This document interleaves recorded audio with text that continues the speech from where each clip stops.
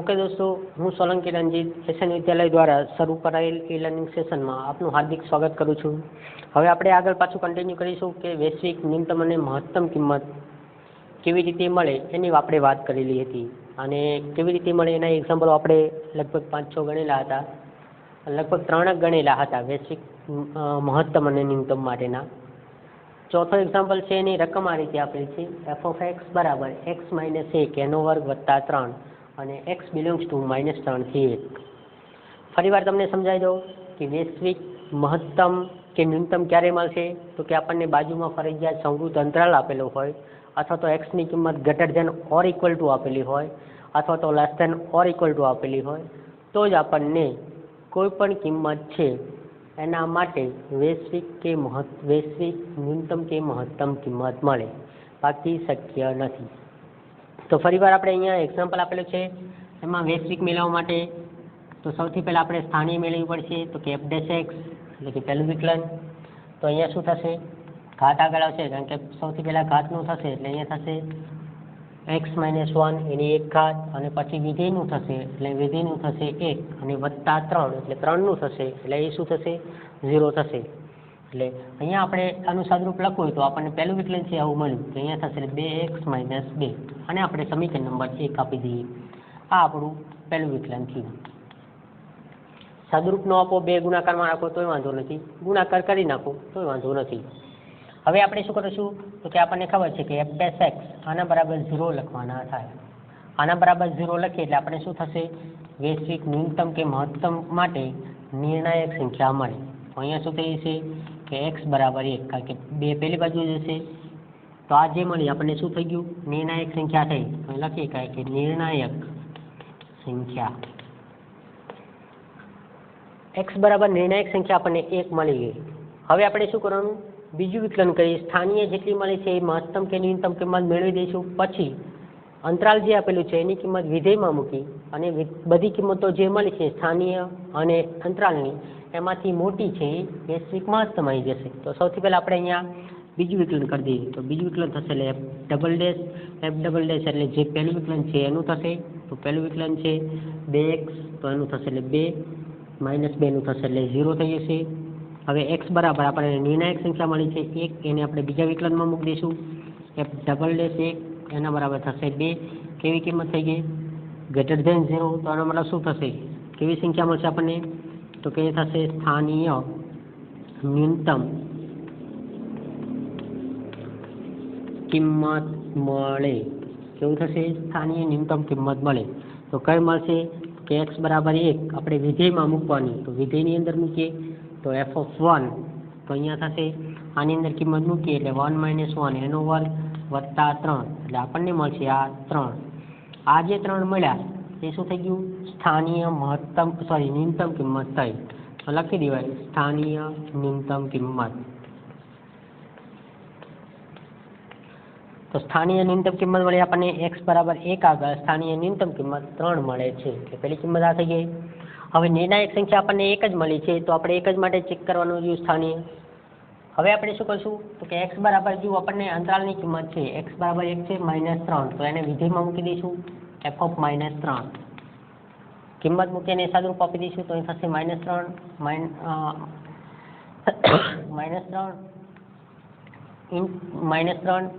-1 વત્તા 3। ચલો સાદુરૂપ આપી દઈએ એટલે અહીંયા થશે 4 નો વર્ગ એટલે 16 વત્તા 3 એટલે આપણને શું મળશે, અહીંયા 19 થશે એટલે પહેલી કિંમત મળી આપણને 19 એટલે બોક્સ કરી દઈશું। હજી બીજા અંતરાલની કિંમત આપણને આપેલી છે x બરાબર 1 તો x બરાબર 1 મૂકી દઈએ તો અહીંયા થશે f(8) તો આનો મતલબ શું થશે તો કે અહીંયા થશે 1 - 1 એનો વર્ગ વત્તા 3 એટલે આની કિંમત પાછી થઈ જશે 3 એટલે આ આપણને મળી 3। હવે આપણને બોક્સની કિંમત જોઈએ તો અહીંયા આપેલી છે, અહીંયા મળી છે 3, 19 અને 3 તો અહીંયા લખી શકાય વૈશ્વિક મહત્તમ કિંમત શું થશે, વૈશ્વિક મહત્તમ કિંમત તો સૌથી મોટી કિંમત કઈ છે 19 છે તો 19 મળશે જે શું થશે x બરાબર કેટલી કિંમત આગળ મળે છે તો કે અહીંયા થશે -3 આગળ મળે। તો આનો મતલબ થશે વૈશ્વિક મહત્તમ કિંમત છે એ 19 મળે જે x બરાબર -3 આગળ મળે। એ જ રીતે સૌથી નાની કઈ થશે તો કે અહીંયા 3 છે, અહીંયા 3 છે, તો 2 ગણાય, પણ 2 એક જ કિંમત માટે છે, એટલે અહીંયા શું લખી શકાય? વૈશ્વિક ન્યૂનતમ કિંમત. એટલે એ થશે વૈશ્વિક ન્યૂનતમ કિંમત. વૈશ્વિક ન્યૂનતમ કિંમત કેટલી આવશે અહીંયા? તો કે 3, અને x બરાબર જે x બરાબર 1 આગળ મળે. શું થશે? 1 આગળ મળે. એટલે આ રીતે આપણને મળશે. એટલે આમાં આપણે શું કરવાનું થાય? સિમ્પલ જ લોજિક છે કે તમને જ્યારે ખાલી કીધું હોય કે મહત્તમ કે ન્યૂનતમ કિંમત મેળવો, ઘણીવાર તમને અંદર એવું નહીં લખેલું હોય કે આમાં વૈશ્વિક ન્યૂનતમ કે મહત્તમ કિંમત મેળવો, પણ આપણે અંતરાલ ઉપરથી નક્કી કરવાનું કે બાજુમાં અંતરાલ સંવૃત આપેલો છે, greater than or equal to આપેલું છે કે less than or equal to આપેલું છે, તો આપણે વૈશ્વિક સુધીનું એક્ઝામ્પલ ગણવાનું થાય. કેવી રીતે ગણવાનું? તો સૌથી પહેલાં વિધેય છે એનું પહેલું વિકલન આવશે, એનું સાદુરૂપ આપી દો. પહેલા વિકલન બરાબર 0. પહેલા વિકલન બરાબર 0 લઈ લો એટલે તમને એક્સની કિંમત મળી જશે. આ કિંમત મળી એ તમારી બધી નિર્ણાયક કિંમતો થઈ. નિર્ણાયક કિંમતો મળ્યા પછી પહેલું વિકલન છે એને ફરીવાર તમે બીજું વિકલન કરી દઈશો, એટલે કે આનું બીજું વિકલન થશે એટલે 2x નું થશે 2 -2 નું થશે 0, કારણ કે અચળ સંખ્યા થઈ ગઈ. હવે નિર્ણાયક સંખ્યા મળી છે, આ બીજા વિકલનની કિંમત જે આવેલી છે, બીજું વિકલન આપણને જે મળેલું હોય એની કિંમતો છે બીજા વિકલનમાં નિર્ણાયક સંખ્યાઓ બધી મૂકવાની. તો અહીંયા નિર્ણાયક સંખ્યાઓ છે x બરાબર 1 આવી છે, બીજા વિકલનમાં મૂકી દઈશું તો આપણને કિંમત મળશે ધન કિંમત થાય એટલે કેવી થશે? સ્થાનીય ન્યૂનતમ કિંમત મળે. સ્થાનીય ન્યૂનતમ કિંમત મળે તો એ શું કરવાની? આ આપણી શરત થઈ. તો એ કઈ કિંમત હશે? તો કે x બરાબર તમે કઈ કિંમત મૂકવાથી આ શરતની અંદર ધન મળી છે?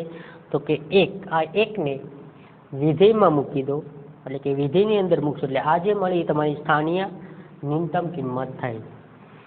હવે નિર્ણાયક સંખ્યા બીજી હતી નહીં, તો આગળ બીજી તમારે સ્થાનીય મેળવવાની થાય નહીં. તો પછી બીજું શું થશે? તો કે x બરાબર -3 આપણને મળેલા છે, એ x બરાબર હવે શું કરવાનું? અંતરાલની કિંમતો છે 2 આપેલી છે, તો એક આ -3 અને 1 એ વિધેયમાં ડાયરેક્ટ મૂકવાની. બીજા વિકલનમાં કે પહેલા વિકલનમાં ક્યાંય મૂકવાની નહીં. તો આપણે શું કર્યું? બીજા વિકલનમાં ડાયરેક્ટ મૂકી દીધી, રકમમાં મૂકી દીધી. એટલે કે રકમમાં x બરાબર -3 મૂકશો એટલે એક કિંમત મળશે, એને બોક્સ કરી દેશો. બીજી કિંમત છે એને મૂકી દીધી એટલે બીજા માટે બોક્સ કરી દેશો એટલે બીજી મળી. આ બોક્સની કિંમતો બધી ચેક કરવાની કે સૌથી મોટી કઈ છે એ તમારી વૈશ્વિક મહત્તમ થાય, અને કઈ કિંમત મૂકવાથી મળી છે એ x બરાબર લખી દેવાની, અને સૌથી નાની કઈ છે એ કઈ x બરાબર કઈ કિંમત આગળ મળી છે એ કિંમત મૂકી દો. એટલે એના માટે શું થશે? એ આપણી વૈશ્વિક ન્યૂનતમ થાય અને પેલી મહત્તમ થાય. તો અહીંયા છે એ એક્ઝામ્પલ છે એને તમે આ રીતે ગણી શકો. એટલે ચોથો એક્ઝામ્પલ છે એ તમારું આ રીતે થશે.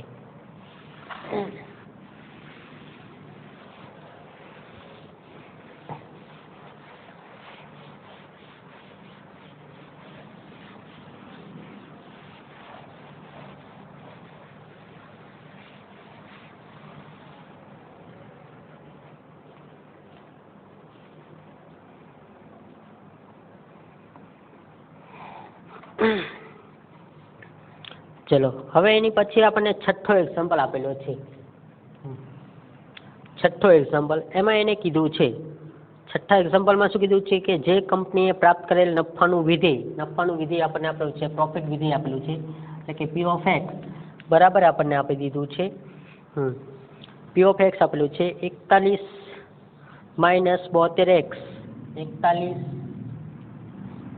- 72x માઇનસ અહીંયા આપેલું છે 18x નો વર્ગ.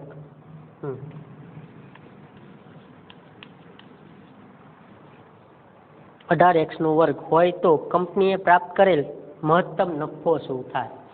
હવે સૌથી પહેલા તો આપણને અંદર કહી દીધું છે કે કંપનીએ મેળવેલો મહત્તમ નફો મેળવો એવું કીધું છે, પણ મહત્તમ નફો થાય છે કે નથી થતો એ તો પહેલા ચેક કરવું પડે. કારણ કે મહત્તમ કિંમત આપણને મળે એનો મતલબ શું થશે? મહત્તમ કિંમત હોય તો જ મહત્તમ નફો થાય ને, ન્યૂનતમ આવે તો એનો મતલબ શું થશે? તો નાનામાં નાની કિંમત થાય તો એને ખોટ ગયેલી ગણાય. તો આપણે સૌથી પહેલા શું કરવાનું? મહત્તમ નફો થાય છે કે નહીં એ મેળવવું પડે. તો મહત્તમ કિંમત મળે ક્યારે? તો આપણને ખબર છે કે મહત્તમ કિંમત ક્યારે મળે? બીજા વિકલનની કિંમત ઋણ આવે તો જ કંપનીને નફો થયેલો હોય અને એ મહત્તમ નફો ગણાય. એટલે કે આપણે જે છે મહત્તમ નફા માટે પહેલાં અહીંયા સુધી ચેક કરવું પડશે કે પહેલું વિકલન એના બરાબર 0 એટલે એક્સની કિંમત મળી જશે. બીજું વિકલન કરીને એ એક્સની કિંમત મૂકશું અને જો ઋણ આવે તો જ કંપનીને મહત્તમ નફો થયેલો હોય. ખાસ યાદ રાખજો, અંદર આપણને એને સીધું કીધું છે પણ ઘણીવાર આપણને એવું પણ કે આ વિધેય માટે કંપનીને પ્રોફિટ થાય છે, મહત્તમ નફો થાય છે કે ખોટ જાય છે એ ચેક, તો એ કિંમત મેળવો આવું આપણને કહે તો આપણે સૌથી પહેલાં ચેક કરવું પડે કે નફો થશે કે ખોટ જશે. તો બીજા વિકલન ઉપરથી આપણને ખબર પડે કે નિર્ણાયક સંખ્યાઓ મેળવી છે, નિર્ણાયક સંખ્યાની કિંમત બીજા વિકલનમાં મૂકશો તો ઋણ આવે તો આપણને મહત્તમ કિંમત મળે. એનો મતલબ થશે તો મહત્તમ નફો થયેલો હોય, અને ધન આવે તો એનો મતલબ થશે કે કંપનીને તો ખોટ ગયેલી હોય. તો આપણે સૌથી પહેલાં ચેક કરવું પડશે કે મહત્તમ નફો થાય છે કે નહીં કે ખોટ જાય છે. તો સૌથી પહેલાં પહેલું વિકલન કરી દઈશું. અહીંયા થશે P-x, તો પહેલું છે એનું તો 0 થશે એટલે અહીંયા થશે -72 અને અહીંયા થશે એટલે આ શું થશે 36x અને સમીકરણ નંબર 1. હવે આપણે જે જ રીતે કે પહેલા વિકલનની કિંમત f' એની જગ્યાએ અહીંયા p આપેલું છે એના બરાબર 0 લખતા હતા એ 0, તો અહીંયા થશે -72 -36x આના બરાબર 0. તો અહીંયા શું લખી શકાય 36x બરાબર અહીંયા શું થશે -72, તો x ની કિંમત કેટલી થશે તો અહીંયા થશે -2. આ જે મળી આપણને નિર્ણાયક સંખ્યા મળી, તો આનો મતલબ થશે નિર્ણાયક સંખ્યા. તો આ થઈ ગઈ આપણે નિર્ણાયક સંખ્યા. હવે નિર્ણાયક સંખ્યા મળ્યા પછી આપણે શું કરવાનું, બીજું વિકલન કરવું પડશે. તો અહીંયા P'(x) પહેલું વિકલન છે એનું આપણે બીજું વિકલન કરી દઈશું. તો બીજું વિકલનમાં શું થશે -72 છે એની કિંમત 0 થશે, એ થશે -36 થશે. x બરાબર -2 છે બીજા વિકલનમાં મૂકી દઈશું.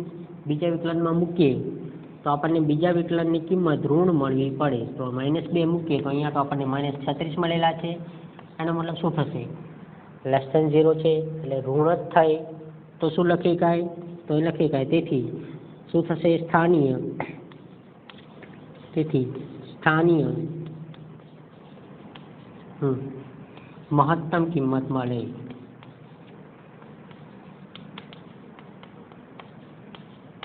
સ્થાનીય મહત્તમ કિંમત મળે તો એનો મતલબ શું થશે કે x બરાબર -2 છે એને વિધેયમાં મૂકી દેવાનું.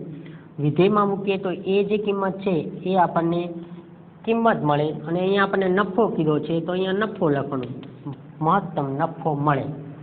જેવા શબ્દો લખેલા હોય અંદર એ રીતે તમે લખી શકો. કંપની માટે નફાની વાત થઈ રહી તો નફો લખીએ કાંઈ, મહત્તમ કિંમતની વાત થાય તો મહત્તમ કિંમત.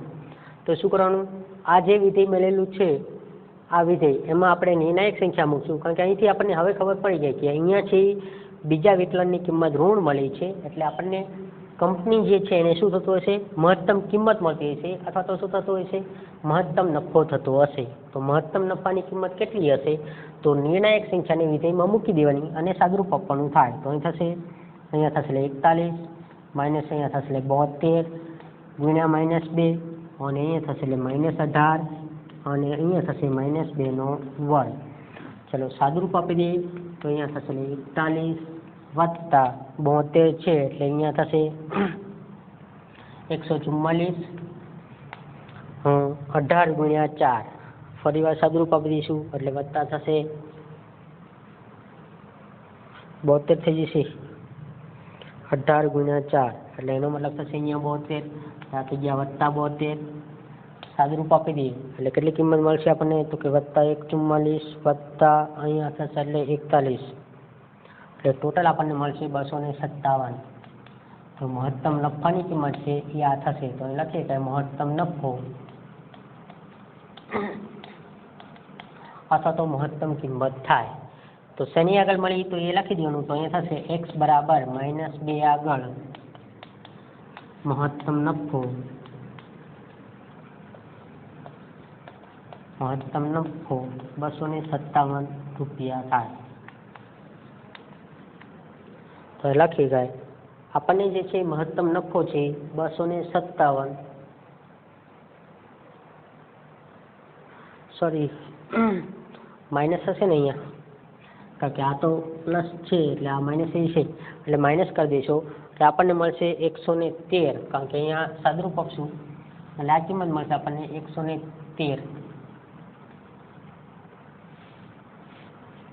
અહીંયા થઈ જશે 113 રૂપિયા મળે. એટલે આપણને મહત્તમ નફો છે એ 113 રૂપિયા મળશે. કારણ કે અહીંયા વર્ક કરશું એટલે આ તો માઇનસ જ રહેશે, કારણ કે આ માઇનસ માઇનસ પ્લસ થશે. વર્ક કરવું એટલે 4 ગુણ્યા એટલે અહીંયા થશે -72 છે એને બાદ કરી દઈશું એટલે અહીંયા છે 113, સાદુરૂપ આપશું એટલે 113 એટલે મહત્તમ નફો છે x બરાબર -2 આગળ 113 રૂપિયા થાય. એટલે મહત્તમ નફાની કિંમત આપણને જે મળી એ કિંમત આ રીતે મળે.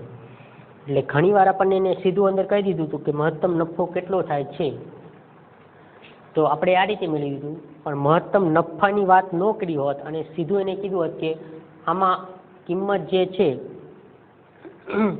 નફો થાય છે કે ખોટ, તો આપણે આની પરથી નક્કી કરી શકાય કે બીજા વિકલનની કિંમતમાં નિર્ણાયક સંખ્યા મૂકો તો એના પરથી કિંમતો ખબર પડે. જો બીજું વિકલનની કિંમત ઋણ આવે તો મહત્તમ કિંમત મળે એટલે એનો મતલબ કે નફો થતો હોય, અને ધન આવે તો ન્યૂનતમ કિંમત મળે તો એનો મતલબ થશે કે ખોટ જતી હોય. તો આ ખાસ યાદ રાખવાનું થાય. તો આ રીતે આપણને કિંમત મળે. આ એક્ઝામ્પલ છે એની કિંમત આ રીતે થશે.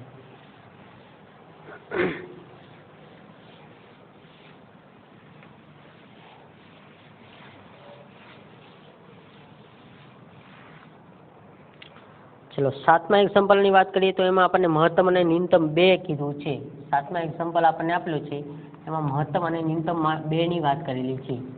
એના માટે વિધેય આપેલું છે f(x) બરાબર 3x⁴ અહીંયા આપેલું છે 3x⁴ માઇનસ શું આપી દીધું છે એને 8x³ વત્તા 12x² અને માઇનસ 48x વત્તા 25. ચલો 48x વત્તા 25 આપેલા છે. હવે એને આમાં કીધું છે કે x બિલોંગ્સ ટુ 0 થી 3 માટે કીધું છે. x ની કિંમત એને આપેલી છે x બિલોંગ્સ ટુ 0 થી 3 માં મહત્તમ અને ન્યૂનતમની વાત કરેલી છે. તો આનો મતલબ શું થશે? વૈશ્વિક મહત્તમ અને ન્યૂનતમ માટે આપણે ગણતરી કરવાની થાય. ચલો સૌથી પહેલું વિકલન એના બરાબર 0 એટલે x ની કિંમત મળી જશે. x ની કિંમત મળ્યા પછી નિર્ણાયક સંખ્યા આવે એટલે બીજા વિકલનમાં મૂકવાની. બીજા વિકલનની કિંમતમાંથી ધન આવશે. ધન આવે તો ન્યૂનતમ મળશે, ઋણ આવે તો મહત્તમ મળશે. એક વિધેયમાં કિંમત મૂકી ધન ઋણ મહત્તમ અને ન્યૂનતમ કિંમતો મળે એને આપણે પાછી ચેક કરી મેળવી લઈશું. પછી 0 અને 3 પાછું વિધેયમાં મૂકીશું અને બધી કિંમતો મળે એમાંથી જે મહત્તમ છે એ મહત્તમ થશે અને સૌથી નાની છે એ ન્યૂનતમ કિંમત થશે. તો ચલો પહેલું વિકલન કરી દઈએ. તો પહેલું વિકલન શું થશે? તો કે f'(x) તો અહીંયા શું થશે? ઘાત આગળ આવશે એટલે આ થશે 12x³ માઇનસ અહીંયા થશે એટલે શું થશે? 24x². અહીંયા થશે એટલે આ થશે 24x અને માઇનસ 48. પહેલી કિંમત તો 0 થઈ જશે. આ આપણને પહેલું વિકલન મળ્યું. તો આને સમીકરણ નંબર આપણે 1 આપી દઈએ. ચલો પહેલા વિકલન બરાબર 0 લઈ લઈએ તો અહીં શું થશે? f'(x) બરાબર 0. તો f'(x) બરાબર 0 લઈએ તો 12 તો ઓલરેડી સામાન્ય આવી જશે. તો 12 સામાન્ય લઈ લઈએ તો અહીં થશે x³ માઇનસ 2x² વત્તા 2x અને માઇનસ અહીંયા થશે એટલે 4 આના બરાબર 0. શું થશે? ફરીવાર સાદુરૂપ આપી દઈએ તો અહીં થશે x³ માઇનસ 2x² વત્તા 2x માઇનસ 4 આના બરાબર 0. ચલો આમાંથી સામાન્ય લઈએ તો x² સામાન્ય આવશે, x માઇનસ 2 આમાંથી 2 સામાન્ય આવશે એટલે પાછું થશે. તો આમાંથી x² છે એ સામાન્ય આવી જાય છે તો અહીંયા શું મળશે? x માઇનસ 2 વત્તા આમાંથી 2 સામાન્ય આવે છે તો અહીંયા શું મળશે? x માઇનસ 2 આના બરાબર 0. તો આનો મતલબ શું થઈ ગયું કે x માઇનસ 2 અને બીજી કિંમત મળી આપણને x² વત્તા 2 આના બરાબર 0. તો અહીંયા થઈ ગયો x માઇનસ 2 આના બરાબર 0. તો અહીંયા શું લખાય? x બરાબર 2. તો થઈ ગયું. અહીંયા શું થઈ ગયા? x² વત્તા 2 આના બરાબર 0. તો આનો મતલબ શું થઈ ગયું? x² બરાબર -2. તો અહીંયા શું લખી શકાય? વર્ગ ક્યારેય ઋણ હોઈ શકે નહીં. એટલે આનો મતલબ શું થઈ ગયો? x² બરાબર -2 શક્ય નથી. એટલે આપણને આ મળી ગઈ. આ શું થઈ ગઈ? નિર્ણાયક સંખ્યા થઈ. તો આ થઈ ગઈ આપણી નિર્ણાયક સંખ્યા. એટલે આપણી નિર્ણાયક સંખ્યા મળી x બરાબર 2. શું કર્યું આપણે સૌથી પહેલા? તો કે સૌથી પહેલા આપણે f(x) બરાબર આપણને આપેલું હતું 3x ની 4 ઘાત માઇનસ 8x નો વર્ગ વત્તા 12x નો વર્ગ માઇનસ 48x વત્તા 25 આપેલા હતા. એટલે આપણે પહેલા એનું પહેલું વિકલન કરી દીધું. વિકલન તો આપણને આવડે છે. કેવી રીતે થાય? ઘાત આગળ આવે, એક ઘાતમાં ઘટાડો. ઘાત આગળ આવશે એટલે થઈ જશે 12x નો ઘન, બીજામાં ઘાત આગળ આવી જશે, એક ઘાત ઘટી જશે એટલે એનો મતલબ થશે અહીંયા થશે 24x નો વર્ગ, બીજામાં થશે એટલે 24x અને પછી થશે માઇનસ 48, 25 નું થશે એટલે 0. એ પહેલું વિકલન થઈ ગયું. એના બરાબર 0 લઈ લીધા, 12 સામાન્ય આવતા તે સામાન્ય કાઢી લીધા, પછી પાછા ફરી અવયવ પડ્યા. તો પહેલા બે પદમાંથી x નો વર્ગ સામાન્ય આવતો હતો, x નો વર્ગ સામાન્ય, x માઇનસ 2. આ બેમાંથી 2 સામાન્ય લીધા તો x માઇનસ 2 એટલે અહીંયા મળ્યા આપણને x માઇનસ 2, x નો વર્ગ વત્તા 2 બરાબર 0. તો આની કિંમત થઈ ગઈ x બરાબર 2 અને આમાં મળી આપણને x નો વર્ગ બરાબર માઇનસ 2. તો આપણને ખબર જ છે કે માઇનસ વર્ગ હોય ક્યારે માઇનસ હોય નહીં, એટલે આ કિંમત શક્ય નથી. તો x બરાબર આપણને x બરાબર આપણને 2 મળ્યા. એટલે આ કિંમત થઈ ગઈ, એટલે આ કિંમત થશે. ચલો હવે આપણે બીજું વિકલન કરી દઈશું. તો બીજું વિકલન થશે એટલે f ડબલ ડેશ x એટલે કે પહેલું વિકલન છે એનું બીજું વિકલન. તો અહીંયા શું થઈ જશે? પાછા ઘાત ગુણાશે આગળ, તો અહીંયા થશે 36x નો વર્ગ માઇનસ અહીંયા થશે એટલે 48x અને અહીંયા થશે વત્તા 24. એટલે આ આપણને મળ્યું બીજું વિકલન. આ બીજું વિકલન મળ્યું એમાં આપણે નિર્ણાયક સંખ્યા આવી છે x બરાબર 2, એની કિંમત મૂકી દઈશું. તો x બરાબર 2 તો અહીંયા થશે f ડબલ ડેશ 2. તો આની અંદર કિંમત મૂકશું એટલે અહીંયા થશે 36 2 નો વર્ગ માઇનસ 48 ગુણ્યા 2 વત્તા 24 થશે. સીધું લખવું તો એ લખીએ કાંઈ, કારણ કે 48 ગુણ્યા 2 એટલે આ થશે 96 અને 36 ગુણ્યા 4 વત્તા 24 કરી દઈશું. તો સાદુરૂપ આપી દઈએ તો 36 ગુણ્યા 4 એટલે ધન જ આવશે, અથવા તો ગ્રેટર ધેન 0 લખવું હોય તો સીધું લખીએ કાંઈ, કારણ કે આપણને ખબર જ છે.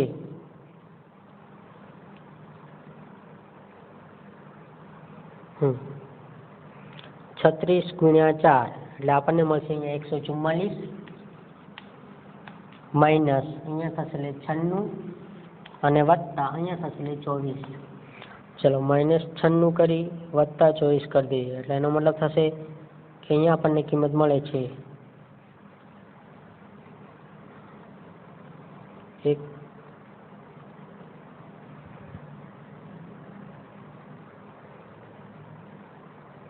એટલે અહીંયા આપણને કિંમત આ મળશે 72. એટલે એનો મતલબ શું થશે? Greater than 0. તો અહીંયા કેવી થશે? સ્થાનીય ન્યૂનતમ કિંમત મળે. સ્થાનીય ન્યૂનતમ કિંમત મળે. તો શું થશે? x બરાબર 2 એને શું કરી દેવાનું? આપણે વિધેયમાં મૂકી દેવાનું. તો વિધેયમાં મૂકી દઈએ તો અહીંયા થશે f ઓફ 2 એટલે અહીંયા થશે 3 ગુણ્યા 2 ની 4 ઘાત માઇનસ અહીંયા થશે 8 ગુણ્યા 2 ની 3 ઘાત માઇનસ વત્તા અહીંયા થશે 12 ગુણ્યા 2 નો વર્ગ માઇનસ અહીંયા થશે 48 ગુણ્યા 2 અને વત્તા 25. ચલો સાદુરૂપ આપી દઈએ તો અહીંયા થશે એટલે 2 ની 4 એટલે 16 એટલે અહીંયા થશે 48, અહીંયા થશે ઘન એટલે 8 એટલે અહીંયા થશે 64, અહીંયા થશે 4 એટલે અહીંયા થશે પાછા 48, અહીંયા થશે 96 અને વત્તા 25. ચલો સાદુરૂપ આપી દઈએ. સાદુરૂપ કેટલું થશે અહીંયા? તો સાદુરૂપમાં આપણને અહીંયા આપેલું છે 48 વત્તા 48 એટલે 96 તો ઓલરેડી કટ થઈ જશે એટલે આ સીધું કટ કરીએ કાંઈ 48 આ 96 એટલે 64 માંથી આપણે સીધું થશે 64 માંથી 25 ને બાદ કરીએ એટલે -39 મળશે. એટલે આ મળશે આપણને -39. તો આપણી શું થઈ ગઈ? સ્થાનીય મહત્તમ કિંમત ન્યૂનતમ કિંમત થઈ. તો અહીં લખીએ કે સ્થાનીય ન્યૂનતમ કિંમત આ આપણી સ્થાનીય ન્યૂનતમ કિંમત મળી. શેની આગળ મળી? x બરાબર 2 આગળ મળી. હવે આપણે શું કરવાનું? તો કે x બરાબર આપણે 0 મૂકવાના. x બરાબર 0 ક્યાં મૂકવાના? વિધેયમાં મૂકવાના. તો થશે f(0). તો f(0) મૂકે એટલે શું થઈ જશે? પહેલું પદ 0, બીજું પદ 0, વત્તા ત્રીજું પદ 0, માઇનસ ચોથું પદ 0, એટલે અહીંયા થશે 25. તો આ કિંમત આપણને મળશે 25. એટલે આને બોક્સ કરશું એટલે આ થશે 25. આની પછી કિંમત આપણને આપેલી છે x બરાબર 3. તો x બરાબર 3 મૂકી દઈશું એટલે અહીંયા થશે 3. તો અહીંયા શું થશે? 3 ગુણ્યા 3 ની 4 ઘાત માઇનસ 8 ગુણ્યા 3 ની 3 ઘાત વત્તા 12 ગુણ્યા 3 નો વર્ગ માઇનસ 48 ગુણ્યા 3 અને વત્તા 25. ચલો આનું સાદુરૂપ આપશું એટલે આપણને શું મળશે?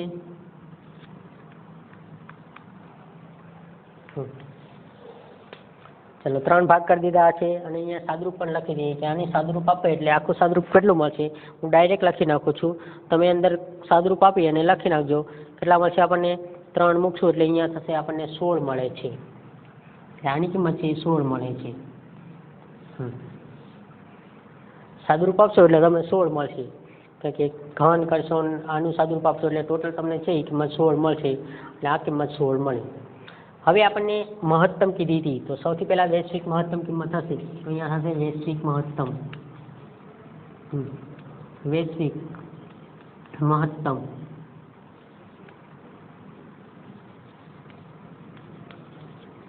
વૈશ્વિક મહત્તમ કિંમત. તો વૈશ્વિક મહત્તમ કિંમત કઈ મળશે આપણને? તો સૌથી મોટી કિંમત કઈ છે? 25 છે. તો અહીંયા થશે 25 જે શેની આગળ મળે છે?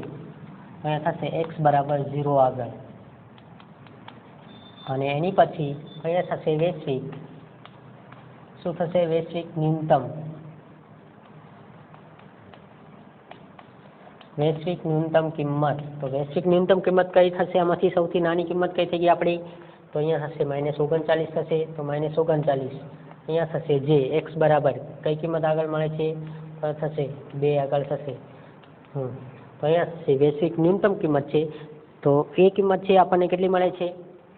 x બરાબર કેટલી થઈ ગઈ? સોરી, ન્યૂનતમ વૈશ્વિક ન્યૂનતમ કિંમત છે આપણી નાનામાં નાની -39 મળે છે અને x બરાબર 2 આગળ મળે છે. એટલે વૈશ્વિક ન્યૂનતમ કિંમત એ થઈ ગઈ. અને મહત્તમ કિંમત કેટલી મળે છે? તો 25 થશે. x બરાબર 0 આગળ થશે. એનો મતલબ થશે વૈશ્વિક મહત્તમ કિંમત આપણને આ મળે છે. એટલે ઘણીવાર આપણને એક્ઝામ્પલમાં અંદર પૂછેલું ન હોય, એવું ન કીધું હોય કે આના માટે વૈશ્વિક મહત્તમ જ મેળવો કે વૈશ્વિક ન્યૂનતમ મેળવો. આપણને ખાલી એટલું જ કે મહત્તમ અને ન્યૂનતમ કિંમત મેળવો. તો મહત્તમ અને ન્યૂનતમ કેવી રીતે મેળવવાની?